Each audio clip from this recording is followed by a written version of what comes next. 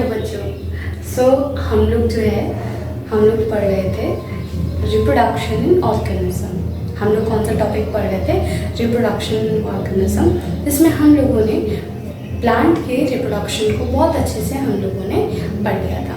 अब हम लोग क्या पढ़ रहे हैं? हम लोग के सीरीज में चल रहे हैं we are going ahead on the reproductive system of human being. ठीक है, first of all thank you so much. मैंने नहीं एक्सपेक्ट किया था कि आप लोग इतना प्यार करोगे, इतना ज़्यादा मुझे सपोर्ट करोगे, बिकॉज मैंने अपने इंटरेस्ट के लिए और मैंने आपके रिवीजन के लिए ये वीडियोस बनाना स्टार्ट किया था। ये जो टॉपिक है ये आपको पता है, क्लास मैं अपनी वीडियोस 3 क्लास के को कैटेगराइज करके उनको टारगेट करते हुए बना रही हूँ, जो भी आप टॉपिक पूछ रहे हो। मैं टारगेट कर रही हूँ class 10th, class 11th, class 12, जिसमें मेजॉरिटी में मैं बोर्ड की क्लासेस क्लास 10th, 12th को टारगेट करते हुए इसमें वीडियोस बना रही हूँ। तो ये एक ऐसा टॉपिक है जो क्लास 10th में भी है और आपके क्लास 12th में भी है। ठीक है, आप दोनों ही क्लास के बच्चे इसको आराम से देख सकते हैं। ठीक है, मेरी हमेशा से कोशिश रहती है कि मैं बहुत बेसिक से लेके चलूँ और एडवांस पे लेके तब जाऊँ आपको। ठीक है, क्योंकि एडवांस पे आपको बहुत सारे रिसोर्सेस मिलेंगे, बट मेरी क्या कोशिश है कि आपके बेसिक फंडामेंटल्स को जितना ज़्यादा मजबूत कर सकूँ उतना करूँ। तो जल्दी से टाइम वेस्ट ना करते हुए सीधे अपने टॉपिक पे आते हैं। हम बात करते हैं मेल रिप्रोडक्टिव सिस्टम की। ठीक है, बट थोड़ा सा हम प्रीवियस वीडियो का इंट्रो देते हुए बोलते हैं कि आपको पता है कि जो हमारा ह्यूमन बीइंग है we belongs to vertebrates, specially in Mammalia group. हम जो हैं सबसे ज़्यादा फुली वेल डेवलप्ड ऑर्गेनिज्म में से आते हैं। ठीक है, हमारी जो कैटेगरी है वो फुल्ली क्या है? वेल डेवलप्ड है। आई विल नॉट से fully but highly well developed है। ठीक है, तो ह्यूमन बीइंग्स जो होते हैं बहुत वेल डेवलप्ड हैं। उनमें क्या वो कैसे होते हैं? यूनिसेक्सुअल होते हैं, सेक्सुअल डायमॉर्फिज्म पाई जाती है। मेल अलग है, फीमेल अलग है। ठीक है, मेल अलग है, फीमेल अलग है। मैं कोशिश करूँगी आपके लिए, आप लोग कमेंट में करके मुझे ज़रूर बताइएगा if you want this type of series, जिसमें बायोलॉजी से रिलेटेड बहुत सारे ऐसे होते हैं वर्ड्स जिनकी मीनिंग हम लोगों को नहीं आती है।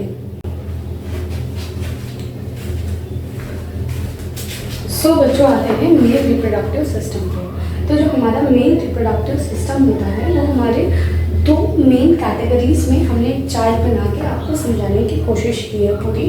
First is the primary sex organ, second one is secondary sex organ. ठीक है बच्चों, प्राइमरी सेक्स ऑर्गन में आपका क्या आता है? आपका आता है टेस्टिस। टेस्टिस आपको पता है it is the primary sex organ, जिसमें हमारा क्या होता है? मेल गैमेट का क्या होता है? फॉर्मेशन होता है। और आपको पता है मेल गैमेट फॉर्मेशन हमारा क्या है? आपका इट इज स्पर्म, जो कि हमारा बच्चों क्या है? हमारा है स्पर्म। ठीक है, जो हमारा मेल गैमेट है बच्चों आपको पता है क्या होता है? स्पर्म होता है। इसके अंदर हमारा क्या बनता है? मेल सेक्स हार्मोन बनता है विच इज द टेस्टोस्टेरोन। आपको पता है मेल सेक्स हार्मोन हमारा कौन सा होता है? टेस्टोस्टेरोन होता है। अब हमारा जो बच्चों सेकेंडरी सेक्स ऑर्गन है उसमें 3 कैटेगरीज में हमने क्या किया है बच्चों? डिवाइड किया है। First is accessory duct, second is accessory gland, third is external genitalia. अब सबसे पहली बात करते हैं एक्सेसरी डक्ट। डक्ट का मतलब क्या होता है? कोई भी ट्यूब जो भी क्या कर रही है। अब यहाँ पे डक्ट का फंक्शन क्या है कि वो क्या कर रही है? स्पर्म को पैसेज प्रोवाइड कर रही है। क्या कर रही है? स्पर्म को पैसेज प्रोवाइड कर रही है। तो सबसे पहले इसमें क्या आ जाता है? रेटिटेस्टिस आ जाता है, फिर क्या आ जाता है? वासा डिफरेंसिया आ जाता है, फिर क्या आ जाता है? एपिडाइडिमस, फिर क्या आ जाता है? वासा डिफरेंसिया। ठीक है, फिर से बोलिए, रेटिटेस्टिस, फिर हमारा क्या है? वासा डिफरेंसिया, फिर हमारा क्या है? एपिडाइडिमस, और चौथा हमारा क्या है?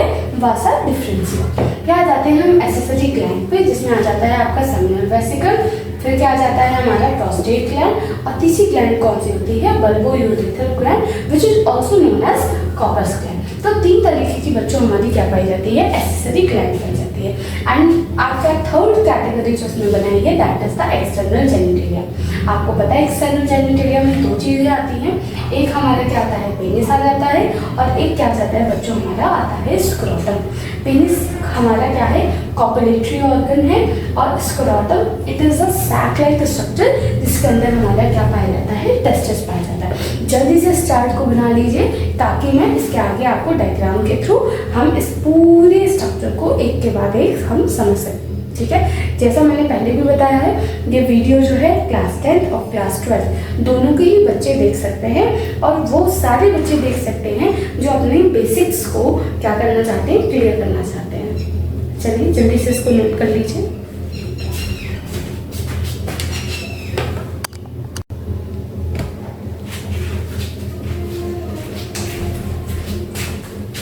Sorry for the interruption. वापस से अपने टॉपिक पे आते हैं कि सबसे पहले अब हम पढ़ते हैं किसके बारे में, मेल रिप्रोडक्टिव सिस्टम के बारे में हम लोग जल्दी से पढ़ रहे हैं, ठीक है। मेल रिप्रोडक्टिव सिस्टम में आपको पता है सबसे पहले हमारा क्या होता है, टेस्टिस होता है। क्या होता है, टेस्टिस होता है। और मैंने आपको बताया था टेस्टिस का नंबर कितना होता है बच्चों, पेयर में होता है, तो मतलब 2 ही नंबर होता है, लेफ्ट एंड राइट टेस्टिस, ठीक है। आपको पता है टेस्टिस के ऊपर एक हमारी क्या पाई जाती है, एक सैक पाया जाता है, एक लेयर पाई जाती है which is known as scrotum, जिसको हम बच्चों क्या बोलते हैं, स्क्रोटम बोलते हैं। और यहाँ पे कॉमन शेप हमारा एक स्ट्रक्चर पाया जाता है विच इज नोन एज एपिडाइडिमस, जिसको बच्चों हम क्या बोलते हैं, एपिडाइडिमस बोलते हैं। और एपिडाइडिमस जो है आगे जाके एक ट्यूबुलर स्ट्रक्चर फॉर्म करता है which is known as vas deferens, which is known as vas deferens. अब जल्दी से आते हैं, हम सबसे पहले किसके बारे में बच्चों पढ़ते हैं, हम टीएस ऑफ टेस्टिस के बारे में पढ़ते हैं। किसके बारे में पढ़ते हैं, टीएस ऑफ टेस्टिस के बारे में पढ़ते हैं।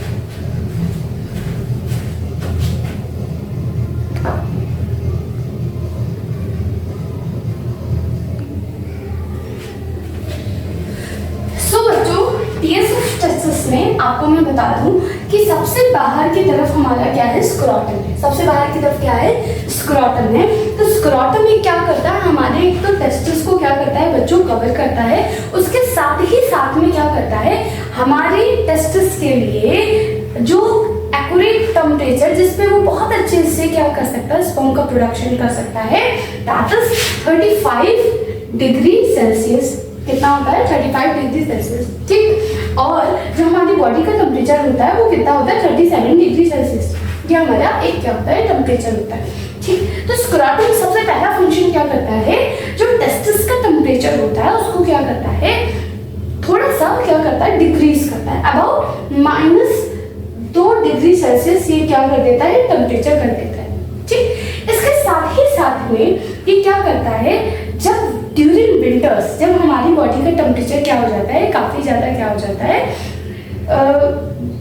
सॉरी बॉडी का टेम्परेचर तो हमारा है, बट जो हमारी सराउंडिंग में टेम्परेचर क्या हो जाता है, काफ़ी ज़्यादा कम होता है। तो उस समय क्या करेगा, स्क्रोटम जो होगा वो बच्चों क्या कर जाएगा, श्रिंक कर जाएगा, ताकि वो हमारी मेल बॉडी के करीब आ सके, जिससे क्या होगा, वो अपने टेम्परेचर को क्या कर सकता है, रेगुलेट करता है। यहीं पे अगर हम क्या बात करें, ड्यूरिंग समर्स ये क्या होता है, थोड़ा सा क्या कर जाता है, एक्सटेंड कर जाता है, क्योंकि आपको पता है समर्स में टेम्परेचर काफ़ी हाई होता है और इसको कितना टेम्परेचर बनाने की कोशिश करनी है, 35 डिग्री सेल्सियस टेम्परेचर बनाने की क्या करनी है, कोशिश करनी है। तो 35 डिग्री सेल्सियस टेम्परेचर बनाने के लिए ये क्या करता है, टेस्टिस को बॉडी से दूर ले जाने की कोशिश करता है, ठीक है। तो अब ये टेस्टिस को क्या करेगा, दूर ले जाने की कोशिश करेगा, तो थोड़ा सा वो क्या कर जाता है, एक्सटेंड कर जाता है। याद रखिएगा, विंटर के समय क्या हो जाता है, श्रिंक कर जाता है स्क्रोटम, और समर्स के टाइम पे क्या हो जाता है, वो एक्सटेंड कर जाता है। तो हमारा जो टेस्टिस होता है वो 2 लेयर्स से मिलकर बना होता है।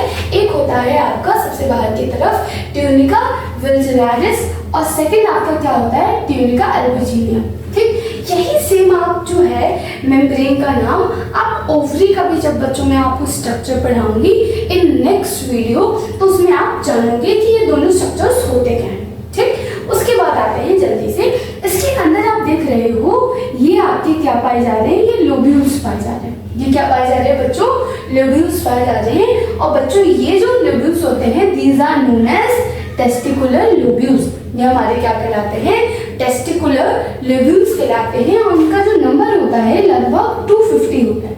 कितना होता है, 250 होता है, 258 नंबर होते हैं। उसके बाद ये टेस्टिकुलर लोब्यूल्स में आप देख रहे हो हाईली कोइल्ड ये क्या पाए जा रहे हैं, हमारे स्ट्रक्चर्स पाए जा रहे हैं, which are known as seminiferous tubules. जो कि हमारा बच्चों क्या कहलाते हैं, सेमनीफेरस ट्यूब्यूल्स कहलाते हैं। ये जो बच्चों सेमनीफेरस ट्यूब्यूल्स होते हैं ये हाईली कोइल्ड होते हैं और यही वो जगह है जहाँ पे हमारा क्या बनता है, हमारा बनता है स्पर्म।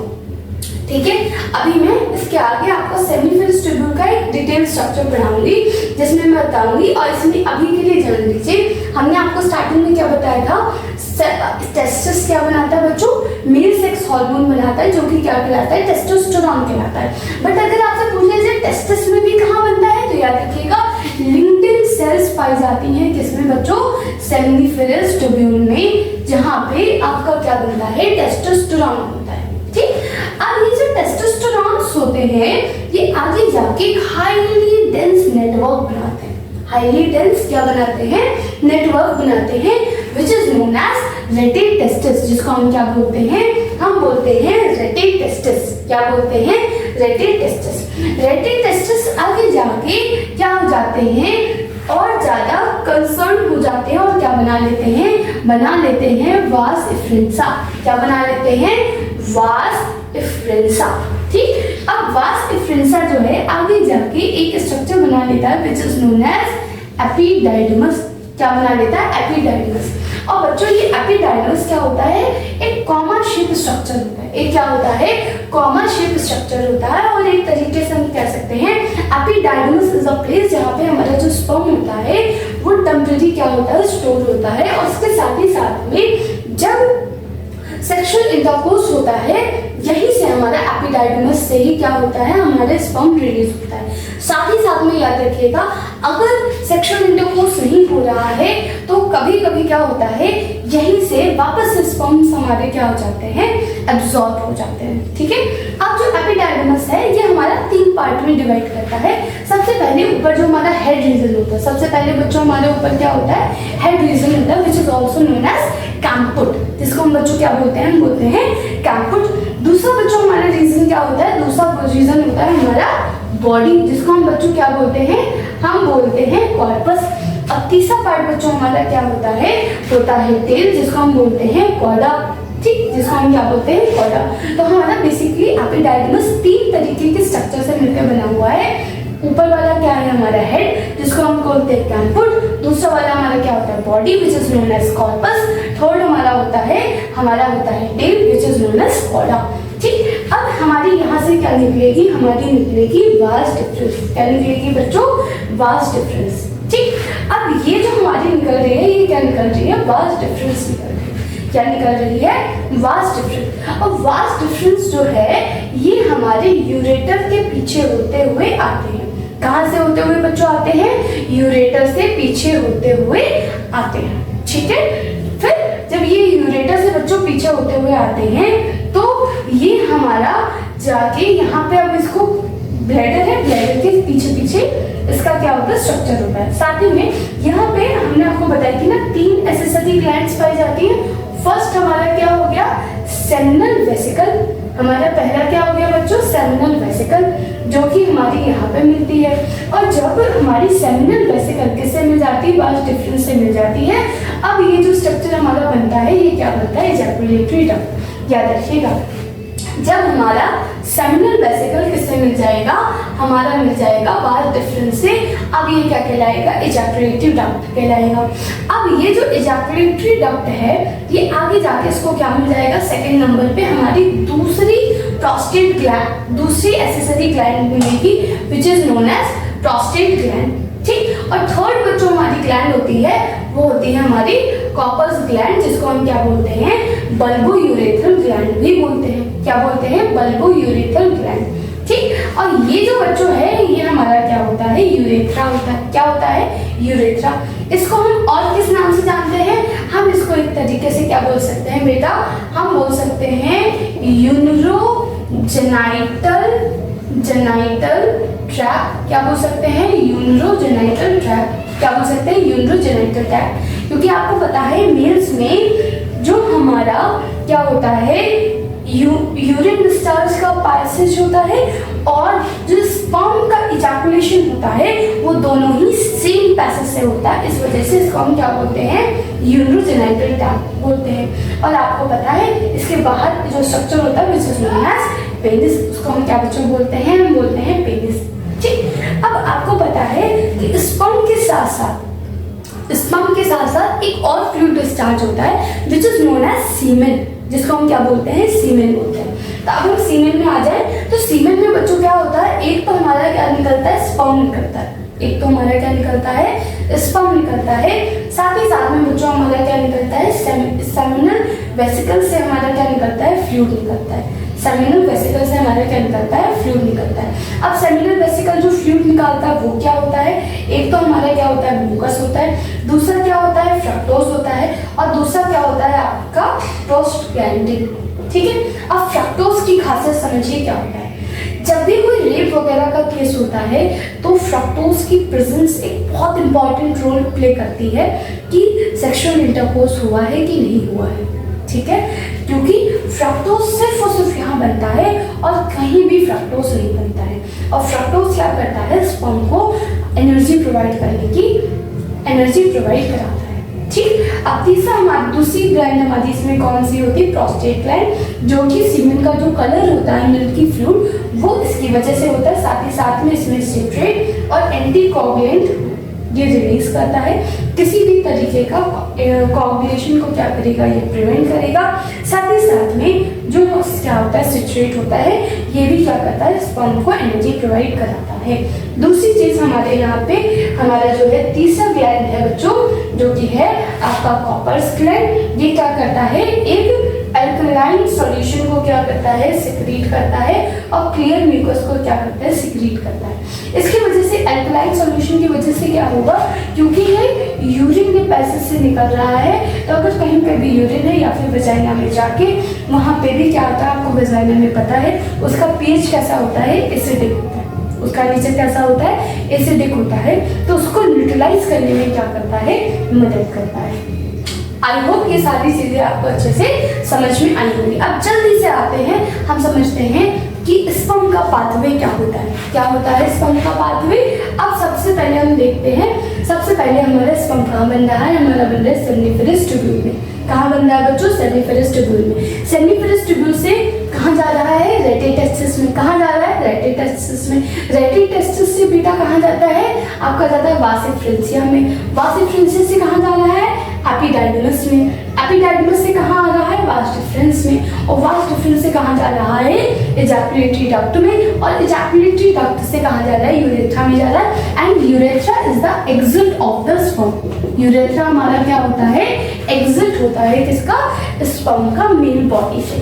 आई होप ये सारी की सारी चीजें आपको अच्छे से समझ में आई होंगी और कहीं भी आपको किसी भी तरीके का कोई भी डाउट नहीं रहा होगा।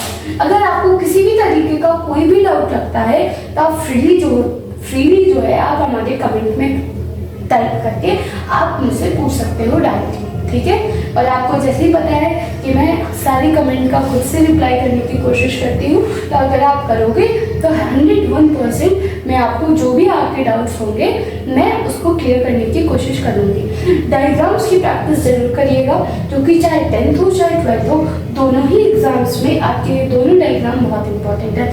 बुक्स में अगर आप देखोगे तो बहुत ही कॉम्प्लिकेटेड वे में थोड़ा सा दिया हुआ है डायग्राम, बट अगर आप इससे बनाने की कोशिश करोगे तो आप इसको अच्छे से बना सकते हो। ठीक है, और एक कोशिश मेरी और है, एग्जाम के करीब लगभग आपके अक्टूबर नवंबर के करीब, और मैं चाहती हूँ कि आप इसको कमेंट करके भी बताइए मुझे कि क्या आप चाहते हो कि जितने भी इम्पोर्टेंट डायग्राम्स हैं क्या मैं उसकी प्रैक्टिस करके आपको बताऊँ, आपको प्रैक्टिस करवाऊँ, कैसे उसको जल्दी से जल्दी। मैं हमेशा बात करती हूँ, जब भी मैं क्लास में पढ़ाती हूँ तो मैं ये बात करती हूँ कि आप ये डायग्राम जो है आप 2 मिनट में बना लीजिए, 3 मिनट में बना लीजिए। तो इसको कैसे बनाया जा सकता है, क्या आप चाहते हो इस तरीके का वीडियो? अगर आप चाहते हो इस तरीके का वीडियो जिसमें मैं आपको बता सकूँ for class 10 as well as for class 12 कि कैसे हम डायग्राम्स को जितनी कम समय में और कितनी क्लियरिटी के साथ और कितनी इंपॉर्टेंट लेवलिंग्स हैं, ये सारी बातों को ध्यान में रखते हुए हम अपना डायग्राम बोर्ड में बना सकते हैं। तो आप हमको जरूर बताइएगा कमेंट में, तो हम आपके लिए वैसा भी वीडियो लाने की कोशिश करेंगे। और भी अगर कोई टॉपिक है जिस पे आपको डाउट है, जो आप चाहते हो कि हाँ अगला वीडियो आपका इस पे आपको मिलना चाहिए, तो आप बिल्कुल बताइएगा, आपको उस पर वीडियो मिलेगा। Thank you so much. I hope आपको ये सारी की सारी चीज़ें समझ में आएंगी। हैव अ नाइस डे बच्चों।